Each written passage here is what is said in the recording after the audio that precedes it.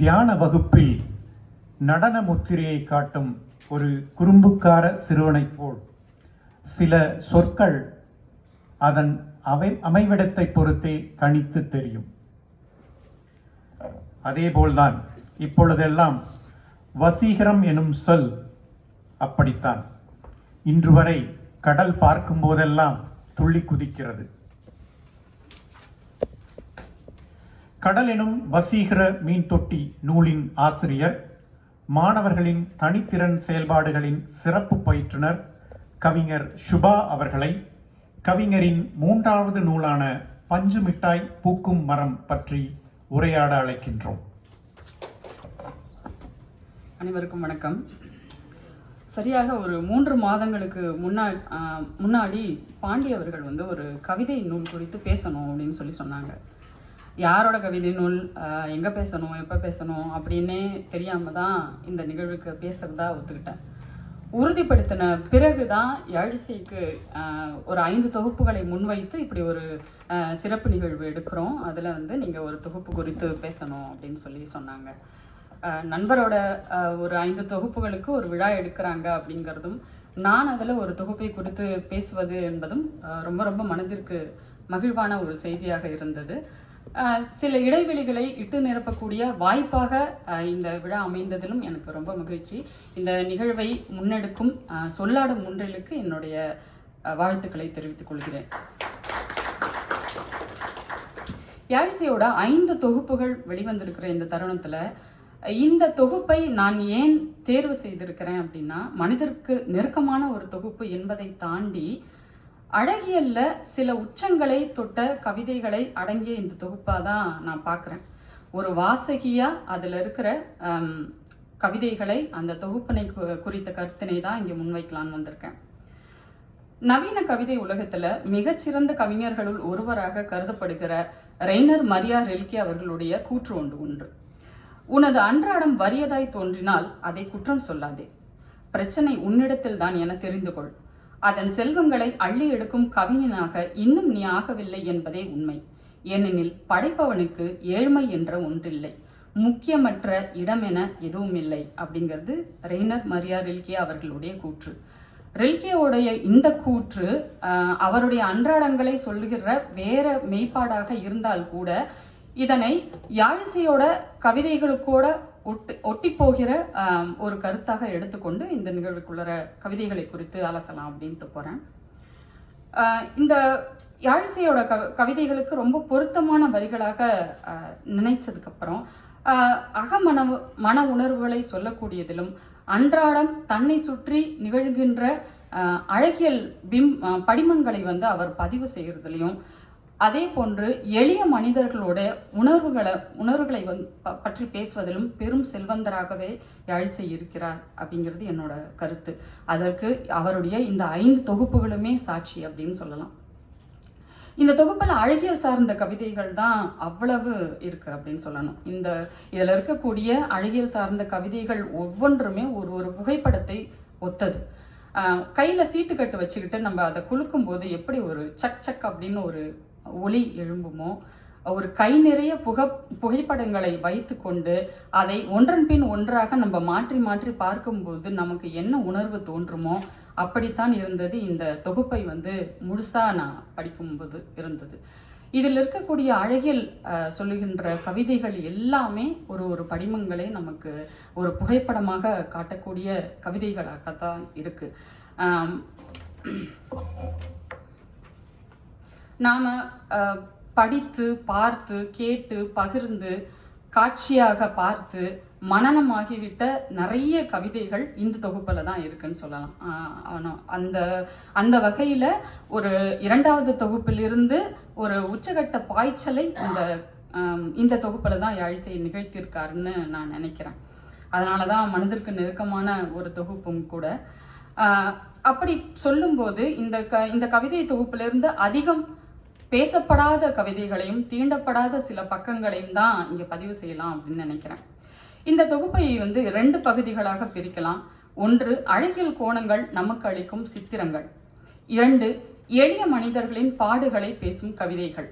மூன்றாவது காதலும் காமமும் என அங்கங்கே தூவப்பட்ட சுவை கூட்டிகள் அப்படின்னு சொல்லிக்கலாம். அழகியல் கவிதைகளை விடுத்து யாழிசையோட கவிதைகளை பேசவே முடியாது. அவருடைய பார்வையில் நம் விழிகளுக்கு விளங்காத மாயம் எப்படியெல்லாம் இவருக்கு மட்டும் நிகழ்ந்திருக்கிறது என்பது சூட்சுமம். கவிஞரின் பார்வையில் கரை தழுவும் குளம் நிறைமாத காரியாய் தெரிகிறது. உச்சிகால வேளையில் நைந்த கூரையில் சில பல நட்சத்திரங்கள் தெரிகின்றன. பூ பெய்தாத புல்லினமாகும் மூங்கில் வளைகாப்போடு வாழ்கிறது. தெளிந்த குளத்தில் தெரியும் வெளிரிய வானத்தில் தவளை பறவையாய் தெரிகிறது. பேருந்தின் சன்னலோர இருக்கைக்காக மதிய வெயில் கூட துண்டை விரிக்கிறது. தீயின் முத்தத்தை ஏந்த குவியும் கீழுதடு என குறிக்கும் அகல் விளக்கு, தரையை இசைக்க தெரியாத நெகிழி கோப்பைகள், நீர் வற்றிய சேற்றில் ஒளிரும் நட்சத்திரங்களாய் தெரியும் கொக்கின் கால் தடம், கருப்பு நிற தேவதைகளாய் தெரியும் வௌவால் கூட்டம், பார்வையற்றவனின் கைத்தடி வரையும் நீரோட்டம், நீரின் மேற்பரப்பில் சிறகடித்து பறக்கும் தூண்டில் தக்கை என இவருடைய அழகியல் பார்வை இந்த தொகுப்பு முழுக்க நீண்டு கொண்டே செல்கிறது. இதில் என்ன ஆச்சரியம் அப்படின்னா, குளத்தில தெரியும் பிம்பங்கள், பறவைகள், தட்டான், தவளை, யானை, பட்டாம்பூச்சி இவைகளையெல்லாம் வைத்து கொண்டு அவர் ஆடி பார்க்கிற இந்த விளையாட்டு இருக்குல்ல, அது ரொம்ப ரொம்ப சுவாரஸ்யமானது அப்படின்னு சொல்லலாம். இந்த இடத்துலதான் அழகியல் சார்ந்த கவிதைகளை பற்றி சொல்லும்போது எஸ்ரா அவர்கள் தன்னுடைய கட்டுரை ஒன்றில் குறிப்பிட்டிருப்பாங்க. அழகியலை, ஓவியங்களை, மலர்களை பேசக்கூடிய கவிதைகள் எல்லாமே நித்தியத்துவத்தை பெற்று விடுகின்றன அப்படின்னு சொல்லி ஒரு சொல்லாடல் இருக்கும், ஒரு வரி இருக்கும் அவரோட கட்டுரையில. ரொம்ப ரொம்ப ரசிக்கக்கூடிய, ரொம்ப உணர்வுபூர்வமான யாழிசையோட கவிதைகளுக்கு ரொம்ப பொருந்தி போகக்கூடிய வரிகளாக நான் இதை பார்க்கிறேன். அடுத்ததாக யானை அப்படிங்கிறது நமக்கு எத்தகைய ஒரு பெரிய சித்திரம், ஒரு கனமான ஒரு உருவம், அதை ஒரு படிமமாக கொண்டு வரக்கூடிய இடங்கள் எல்லாம் என்னை ரொம்ப ஆச்சரியத்தில் ஆழ்த்தியவை. பறக்க முடியவில்லை கனத்த பட்டாம்பூச்சி யானை அப்படின்னு ஒரு கவிதை. யானையை ஒரு பட்டாம்பூச்சியாக எப்படி இவரால் உருவகிக்க முடிந்தது அப்படிங்கிறது என்னால இன்னைக்கு வரைக்குமே எனக்கு அது ஒரு ஆச்சரியம்தான். ஒன்றன் பின் ஒன்றாக இப்படியே காட்சி படிமங்களாக கவனிச்சுட்டு வரும்போது கவிஞர் மீது பொறாமை ஏற்படுகிற சில இடங்கள் உண்டு. இந்த தொகுப்புல உள்ள காட்சிப்படுத்துதலின் உச்சமாக இக்கவிதையை குறிப்பிடலாம் அப்படின்னு நினைக்கிறேன் நான். எப்படி நம்ம பாடல்கள் யூடியூப்ல போய் பாடல்கள்லாம் கேட்கும்போது ரொம்ப நல்ல அனுபவத்திற்கு உங்களோட ஹெட்செட் எல்லாம் போட்டுக்கோங்க அப்படின்னு சொல்லுவாங்களோ, அதே மாதிரி இந்த கவிதையை படிக்க படிக்க நீங்க அப்படியே விஷுவல் பண்ணி பார்த்துக்கிட்டீங்க அப்படின்னா இதனுடைய கவிதையோடைய சுவையை இன்னும் நீங்கள் நுகர முடியும் அப்படின்னு நான் நினைக்கிறேன். கவிதையை வாசிக்கிறேன். பசித்திருக்கும் தவளையின் குறுக்காக நீர்பரப்பில் நிதானிக்கிறது தட்டான். பசித்திருக்கும் தவளையின் குறுக்காக நீர்பரப்பில் நிதானிக்கிறது தட்டான். தவம் இருக்கும் தவளைக்கு தேவை இரண்டில் ஒரு வரம். ஒன்று நிழலுண்டு பசியாறல், அல்லது முதுகில் 2 இறக்கைகள் அப்படிங்கிறது தான் அந்த கவிதை. இந்த இடத்துல தவம் இருக்கும் தவளைக்கு தேவை 2இல் ஒரு வரம் அப்படின்னு குறிப்பிடுறாரு. இந்த கவிதையை நீங்க உணரணும்னா முதல்ல ஒரு குளம் இருக்கணும், குளத்துக்குள்ளர ஒரு கல் இருக்கணும், அந்த கல்லுக்குள்ளர ஒரு தவளை, கல்லு மேல ஒரு தவளை இருக்கணும், அந்த தவளையா நீங்க அதுல போய் உட்காரணும். உட்கார்ந்தாதான் இந்த கவிதை கொடுக்கிற ஒரு காட்சி படிமத்தை நம்மளால முழுசா உள்வாங்கி ரசிக்க முடியும் அப்படிங்கிறது என்னோட பார்வை. அப்படிதான் நான் இந்த கவிதையை ஒரு முறை வாசிக்கும் போதும் அப்படி நினைச்சிட்டு தான் இந்த கவிதையை திரும்ப திரும்ப எனக்குள்ள சொல்லி பார்த்துக்கிறேன். அதுல கவிஞர் எங்க தனித்துவமான தன்னுடைய ரசனையை வெளிப்படுத்துகிறார், தன்னுடைய பார்வையை வெளிப்படுத்துகிறார் அப்படின்னா, தவளைக்கு பசி, தவளையோட உணவு தான் தட்டான், தட்டானை சாப்பிடுறது தான் தவளையோட வேலை. ஆனா தவளை மேல தட்டான் இருக்கும்போது அவர் என்ன சொல்றாரு அப்படிங்கிற இடத்துல, நிழல் உண்டு பசியாறல். ஒண்ணு மேல தட்டான் இருக்கு, அந்த நிழலை பார்த்து நீ பசி ஆறிடணும்.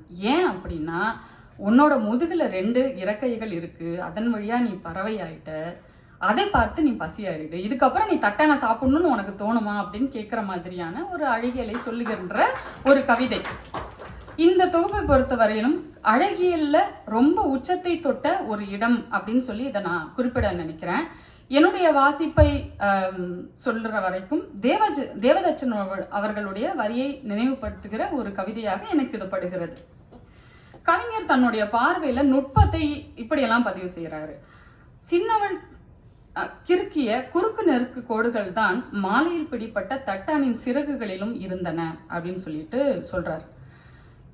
இதுல அழகியலை தாண்டி ஒரு உரைநடை தன்மை இருந்தா கூட நம்மளால அதுல இருக்கக்கூடிய நுட்பத்தை வந்து ரசிக்காம இருக்கவே முடியல.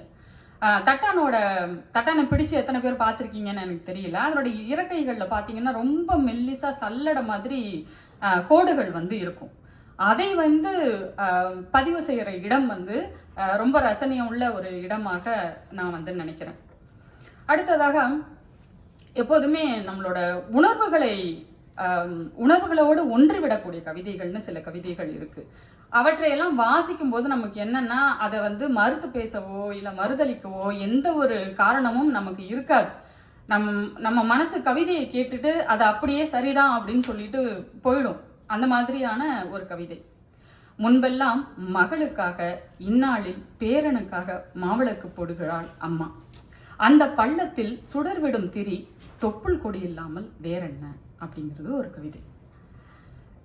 பொருளீட்டும் பொருட்டு சிங்கைக்கு வந்து இங்கே உள்ள நெருக்கடிகளை எல்லாம் சந்தித்து கொண்டு அவைகளுக்குள் இருந்து கொண்டு அந்த வசதிகளுக்கு ஏற்றாற்போல் தங்களை தகவமைத்து கொண்டு இங்க வந்து பணி செய்யக்கூடிய யாருக்குமே இந்த கவிதை வந்து மறுதளித்து பேசவே முடியாது. இயல்பா அவங்கள வந்து இந்த கவிதைக்குள்ளர தன்னை வந்து பொருத்தி கொள்ள முடியும். அந்த இடத்துலதான் கவிஞர் வந்து நம்ம மனசுல சிம்மாசனம் போட்டு அமர்கிறார் அப்படின்னு சொல்லலாம். பொதுவாக இந்த உணர்வுகளை சொல்லும் இந்த கவிதைகளுக்கு ஒரு தன்மை உண்டு. இவையெல்லாம் பேசப்படும் போது என்ன ஆகும், நம்ம அறிவு வந்து வேலையே செய்யாது. ஒரு பூனைக்குட்டி மாதிரி அது வந்து படுத்து பேசாம தூங்கிரும். ஆமா இதுதான் உண்மை அப்படிங்கிற மாதிரி. அப்படியான ஒரு கவிதை இது. உணர்வுகளை பேசுவதோடு மட்டும் இல்லை இந்த கவிதையில. ஒரு தொன்மத்தினை நம்மளோட வாழ்வியலை இந்த கவிதைகளின் வழியாக அடுத்தடுத்த தலைமுறைக்கு கவிஞர் வந்து கொண்டு சென்றுகிட்டே இருக்கார் அப்படிங்கிறத நான் வந்து சொல்ல விரும்புறேன். இந்த கவிதைகளை போலவே நிறைய கவிதைகள் இந்த தொகுப்புல இருக்கு. நேரம் கருதி எல்லாத்தையுமே என்னால வாசிக்க முடியல. ஒரு புகுந்த வீட்டுக்கு போகிற ஒரு பெண்ணுக்கு தலையில வேப்பலை சொருகி அனுப்புற அம்மா அப்படிங்கறத முதற்கொண்டு ஒரு பதம் பார்க்கறதுக்காக நம்ம இட்லியை வந்து ஒரு நாபிக்கமலம் தோன்றுகிறது அப்படின்னு சொல்ற அழகியல் பார்வை வரை இந்த வாழ்வியலை இந்த தொன்மத்தை வந்து கவிஞர் தன்னுடைய கவிதைகளின் வரிகளின் வழியாக கொண்டு சென்றுகிட்டே இருக்காரு அப்படின்னு சொல்லலாம். இந்த உரையை தயார் செய்வதற்காக இந்த புத்தகத்தை வந்து 2 முறை வாசிக்க நேர்ந்தது. அப்போ ஒரு கால இயந்திரத்துல பயணம் செய்யற மாதிரி ஒரு 10 ஆண்டுகளுக்கு முன்னாடி சென்று நிறைய நல் நினைவுகளை மீட்டி பார்க்கக்கூடிய ஒரு சந்தர்ப்பம் அமைந்ததுன்னு சொல்லலாம். கிட்டத்தட்ட 2016-17 காலமாக இருக்கும். அப்போதெல்லாம் வந்து இலக்கிய கூட்டத்திற்கு ஒன்றாக செல்வது வழக்கம், நண்பர்களோட தங்கமீன் இலக்கிய வட்டத்திற்கு. அப்போ வந்து மாதாந்திர கவிதைகளுக்காக, போட்டி கவிதைகளுக்காக எழுதி கொண்டிருந்த ஒரு காலகட்டம். கவிதைகளை பற்றி சூடான கலந்துரையாடல் நடக்கும், விவாதம் நடக்கும். இது எல்லாமே வந்து ரொம்ப அனல் பறக்க நடக்கும் அப்படின்னு சொல்லலாம். அப்போ ஒரு நாள் ஒரு கவிதைக்கான கருப்பொருள், யார் என்ன கருப்பொருள்ல கவிதை எழுத போறாங்க அப்படிங்கிறது வந்து ரொம்ப சுவாரஸ்யமா பார்த்துக்கிட்டு இருப்போம். ஒரு நாள் யாழிசை வந்து என்கிட்ட இப்படி சொன்னாரு, ஜி கிராமத்துல இந்த நெல்லை வைப்பாங்கல்ல, அந்த நெல்லை அவிக்கும் போது ஒரு வாசனை வரும்ல, அந்த வாசனைய கவிதையில கொண்டு வரணும் அப்படின்னு சொன்னாரு. எனக்கு ஒண்ணுமே புரியல. என்னன்னா எப்படியெல்லாம் இந்த மனுஷன் யோசிக்கிறாரு, என்ன ஒரு நம்மளால யோசிக்க முடியாத ஒரு விஷயம், நமக்கு தோணாத ஒரு விஷயம் நம்ம நண்பருக்கு தோணுது அப்படிங்கிற ஒரு போராமை கலந்த வியப்பு தான் அது. ஆனா சொன்னபடியே அந்த கவிதையை வந்து கவிதைக்குள்ளர அந்த வரியை, அந்த உணர்வை வந்து கொண்டு வரவும் செஞ்சாரு. இந்த தொகுப்புல 2 நீள் கவிதைகள் மட்டும்தான் இருக்கு. யாழிசையோட பரிமாணத்தை சொல்கின்ற இந்த பொழுதுல அந்த 2 நீள் கவிதைகளுமே ரொம்ப ரொம்ப முக்கியமான கவிதைகள் அப்படின்னு சொல்லலாம். அதுல ஒரு கவிதை தான் பச்சை மணக்கும் அப்படிங்கிற ஒரு கவிதை. அந்த கவிதை இந்த தொகுப்புல தான் இருக்கு. ஒரு கவிதையில என்னென்ன சாத்தியங்களை எல்லாம் வந்து நிகழ்த்த முடியுமோ அதை வந்து அவர் தொடர்ந்து நிகழ்த்திக்கிட்டே இருக்கார். தன்னுடைய அகமன விருப்பின் வழியாக சாத்தியப்படுத்திக்கிட்டே இருக்கிறார் அப்படின்னு சொல்லலாம். சமீபத்துல முகநூல்ல எழுதிய ஒரு கவிதையும் இதனுடைய நீட்சியாகத்தான் நான் பார்க்கிறேன். எங்கள் பழைய வீட்டில் தலையில்லாத ஒரு குதிர் இருந்தது. தானியங்கள் குறையும் நாட்களில் தன் இறப்பை திறந்து உலர்ந்த நெண்மணிகளை குறைவின்றி ஈந்தது. அந்த குதிருக்கு ஒரு தலை இருந்தால் அது அப்பாவின் முகமாய் இருக்கும் அப்படிங்கிறது அந்த கவிதை. இந்த நெல் மணக்கிற கவிதை எழுதினது தொகுப்பு வந்தது 2018. யாழிசை இப்ப வந்து சமீபமா பதிவிட்ட ஒரு கவிதை இது. அவருடைய கவி மனசு எப்படியெல்லாம் செயல்படுது அப்படிங்கிறத சொல்றதுக்காக இதை சொல்றேன். மண்ணின் மனம் அவரோட மனசுல தேய்ந்து ரொம்ப ஊறி போன அவர்களுடைய வேர்கள் தொடர்ந்து ஒரு பொருளையே வந்து தேடிக்கிட்டே இருக்கு, சுத்திக்கிட்டே இருக்கு அப்படிங்கிறதுக்கு ஆதாரமா இந்த கவிதைகளை வந்து கொள்ளலாம். அதே போன்று எளிய மனிதர்களுடைய உணர்வுகளை பேசும் வரிகளையும் இங்கே குறிப்பிட விரும்புகிறேன். சிதைமேடையின் வடமூலையில் ஒரு திருகு கள்ளி வளர்ந்திருந்தது. எரிந்தவரின் பெயரையும் நாளையும் பால்வடிய எழுதி வைத்திருந்தார் இடுகாட்டு பணியாளர். பிள்ளைகள் இல்லாதவர்களை வேறு எப்படித்தான் நினைவு கூறுவது அப்படின்னு ஒரு கவிதை. ஒரு பாடப்படாத பாடுபொருள் அப்படின்னு சொல்லலாம், அல்லது பேசப்படாத ஒரு குரல் அப்படின்னு சொல்லலாம். ஒரு இடுகாட்டு பணியாளரை அவருடைய குரலாக எத்தனை கவிதைகள் வந்து பதிவு செய்திருக்காங்கன்னு எனக்கு தெரியல. அந்த வகையில ஒரு தனித்துவத்தை அடைகின்ற ஒரு கவிதையாக எனக்கு இந்த கவிதை படுகிறது. இது போலவே துளை விழுந்த வாழ்வை இசை கொண்டு நிரப்பும் புல்லாங்குழல் விற்பவன், அப்புறம் எளியவனின் வறுமையை பேசுகின்ற கவிதைகள் அப்படின்னு சொல்லி இந்த பிரிவுல சில கவிதைகளை சொல்லலாம். அதாவது விளிம்பு நிலை மக்கள் என்று சொல்லக்கூடிய அவர்களுடைய வாழ்வின் சில பக்கங்களை கவிஞர் வந்து இதன் வழி பதிவு செய்துகிட்டே வர்றார் அப்படின்னு சொல்லலாம். தீண்டத்தகாதவனின் மூச்சு காற்றடைத்த பலூனில் தான் அழுகையை நிறுத்தியது உங்கள் குழந்தை. ரொம்ப பிரசித்தமான ஒரு கவிதை இது. தீண்டத்தகாதவனின் மூச்சு காற்றடைத்த பலூனில் தான் அழுகையை நிறுத்தியது உங்கள் குழந்தை அப்படின்னு ஒரு கவிதை. அடுத்தது, உயிர் கொடுக்க ஒருவர், உயிர் எடுக்க மூவர், இந்த சமூகம் என்பது 4 பேர் அப்படிங்கிறது ஒரு கவிதை. இந்த கவிதை குறித்த கருத்துகள் சொல்லும்போது அழகியல் சித்திரங்களை பேசுகிற கவிதைகள்ல எந்த பிரச்சனையுமே இல்லை. புரிக தெரித்த சொற்களுக்குள்ளர அது ஒரு சட்டகத்துக்குள்ளர கண்டிப்பா வந்து உட்கார்ந்துருது அழகா. ஆனா இந்த எளிய மனிதர்களுடைய சித்திரங்களை பற்றி பேசுகின்ற கவிதையில நான் மறுமுறை வந்து வாசித்து பார்க்கும்போது ரொம்ப மேலோட்டமா அந்த உணர்வுகளை சொல்லி சென்றிருக்கக்கூடியதாக எனக்கு வந்து படுது. எடுத்துக்கொண்ட ஒரு கருப்பொருளும் பாடுபொருளும் ரொம்ப வலுவானதாக இருந்தால் கூட ஒரே ஒரு உணர்வை மேலோட்டமாக சொல்லி சென்றிருக்கக்கூடிய கவிதைகளாக இவை வந்து எனக்கு படுது. இந்த கவிதைகள் வந்து திரும்பவும் நான் பார்க்கும்போது என்னை இன்னும் கொஞ்சம் பேச விட்டுருக்கலாமே அப்படின்னு சொல்ற மாதிரி இருக்கு. இந்த கவிதைகள் பத்தி பேசும்போது இதனுடைய மொழி, அவர்களுடைய வாழ்வியல், அவர்களுடைய பாடுகளை இன்னும் ஆழமாக மொழியின் வழியாக அவர் வந்து ஆய்வு செய்வதற்கான இடங்கள் இருக்கிறதா எனக்கு தோணுது. ஆனா அவருடைய அந்த வடிவத்துக்குன்னு ஒரு கோட்பாடு அவர் வச்சிருக்காருல, 3 வரிகள்ல இருக்கணும், 4 வரிகள்ல இருக்கணும் அப்படிங்கிற ஒரு அந்த மனநிலை காரணமாக அதை வந்து அவர் எழுதாம போயிருக்கக்கூடிய ஒரு வாய்ப்பு இருக்கும் அப்படிங்கறத இங்க நான் சொல்ல விரும்புறேன். கவிஞர் அதை வந்து கருத்தில் கொள்ளணும் அப்படின்னு நினைக்கிறேன். ஏற்கனவே வந்து சிகப்பு கொடி காமிச்சிட்டாங்க, இருந்தாலும் மன்னிச்சுக்கோங்க, நான் கொஞ்சம் நிறைய குறிப்பெடுத்துட்டு வந்துட்டேன்னு நினைக்கிறேன். அதனால நான் சீக்கிரமா முடிச்சிடுறேன். ஒரு கவிதை வந்து நமக்கு என்னென்ன உணர்வுகள் எல்லாம் தரும்? வெறும் அழகியலை மட்டும் சொல்லுமா? வெறும் இன்பத்தை மட்டும் காமிக்குமா? வெறும் படிமங்களை நமக்கு எடுத்து சொல்லுமா அப்படின்னா அது கிடையாது. நண்பர் இரா கவியரசுவோட ஒரு இறைசை பிரவாகம் என்கிற ஒரு தொகுப்பு உண்டு. அது பரத்தலை பற்றிய தொகுப்பு. அதுல வந்து நிறைய கவிஞர்களோட பரத்தல் சார்ந்த கவிதைகள் வந்து அதுல இருக்கு. அதுல சி மோகன் அவர்களுடைய பறவையின் நிழல் அப்படிங்கிற ஒரு கவிதை இருக்கு. பெருநகர தார்ச்சாலையில் சட்டென விழுந்து சல்லென நீந்தி நீண்டதோர் கட்டிடத்தில் மோதி சிறு விபத்துமின்றி மறைந்தது ஒரு பறவையின் நிழல் அப்படிங்கிற ஒரு கவிதை. ஒரு கவிதையை வாசிக்கும் போது நமக்கு திக் அப்படின்னு ஒரு உணர்வு தோணுமா அப்படின்னு நான் முதல்ல வந்து யோசிச்சது இந்த கவிதை குறித்து தான். ஏன்னா இந்த கவிதை எப்ப வாசிச்சாலுமே சரி, இந்த கவிதையை மட்டும் இல்ல, சிறுகதைகளும் சில சிறுகதைகள் சொல்லலாம். நினைவில் இருந்து எடுக்கணும் அப்படின்னா ஜெயமோகன் அவர்களுடைய டார்த்தினியம் சிறுகதையை சொல்லலாம். எப்பவோ வாசிச்ச அந்த சிறுகதை கொடுக்கிற உணர்வு அப்படிங்கிறது, அந்த பய உணர்வு அப்படிங்கிறது எனக்கு இன்னைக்கு வரைக்கும் அந்த சிறுகதையை வந்து படிச்சா தொடர்ந்துகிட்டே இருக்கு அப்படிங்கிறது தான் உண்மை. அப்படியான சில கவிதைகள் இந்த தொகுப்புல இருக்கு. அதை வந்து பேசணும் அப்படின்னு நினைக்கிறேன். பூப்பெய்திய 4 மாதங்களில் 3 முறை வன்புணரப்பட்ட யாசிக்கும் சிறுமிக்கு பேரங்காடியின் வாசலில் அந்தரங்கம் வெறுமையான மெழுகு பொம்மையின் மேல் ஒரு காதல் இருந்தது. இந்த கவிதை எழுதிய நாட்கள்ல அதை வாசிச்சுட்டு ரொம்ப மனம் துயரம் பட்டு கிடந்த நாட்கள் ஒன்று உண்டு. இப்ப மீள் வாசிப்பை செய்யும் போதும் அதே ஒரு உணர்வை வந்து கொண்டு செல்லுது இந்த கவிதை அப்படிங்கிறத இங்க பதிவு செய்ய விரும்புறேன். ஒரு பெண்ணினுடைய வலியை, அவளுடைய ஆழ்ந்த மௌனத்தை எப்படி யாராலும் மொழிபெயர்க்க முடியாதோ அப்படியான ஒரு வலியை தரக்கூடியவை இந்த கவிதை.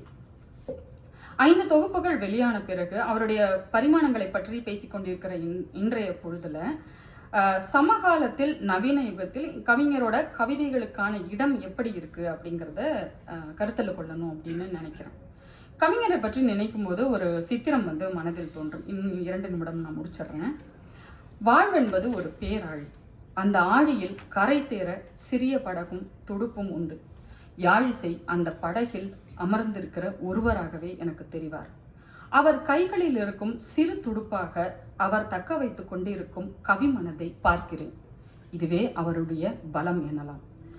வாழ்வு அளிக்கும் அனுபவங்களிலும் நெருக்கடிகளிலும் இருந்து ஒரு கலைஞன் எவ்வளவு தூரம் கலையின் ஆழத்தை தொடுகிறார் என்பதும் அதன் வழி வாசகனை தன் வசப்படுத்திக் கொள்கிறான் என்பதையும் வைத்துக்கொண்டு நாம் ஒரு கலைஞனின் பயணத்தை தீர்மானித்தோம் என்றால் இந்த நவீன கவிதை யுகத்தில் யாழிசை செல்ல வேண்டிய தூரம் இன்னும் சற்று அதிகம் என்று சொல்லலாம்.